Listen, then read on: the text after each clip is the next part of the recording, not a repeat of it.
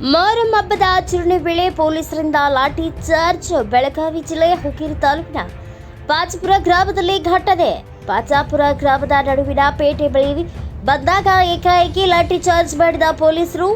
ಎರಡು ದೇವರು ಭೇಟಿ ಸಂದರ್ಭದಲ್ಲಿ ಡೊಣ್ಣೆಬಾವು ಕರಾಬಾಲ ಎಂಬ ಸಂಪ್ರದಾಯ ಆಚರಣೆ ವೇಳೆ ಘಟನೆ. ಸ್ಥಳದಲ್ಲಿ ಯಮಕರ ಬರಡಿಯ ಪೊಲೀಸ್ ಠಾಣೆಯ ಎಎಸ್ಐ ಬುರ್ಗೋಡ್ ಹಾಗೂ ಓರ್ವ ಪೇದೆಯಿಂದ ಹಲ್ಲೆ. ಉದ್ದೇಶಪೂರ್ವಕವಾಗಿ ಪೊಲೀಸರು ಹಲ್ಲೆ ನಡೆಸಿದ್ದಾರೆ ಎಂದು ಮುಸ್ಲಿಂ ಬಾಂಧವರಿಂದ ಆರೋಪ. ವರದಿಗಾರ ಜಾಫರ್ ಕಾಲಿಕಾಜಿ, ಬೆಳಗಾವಿ.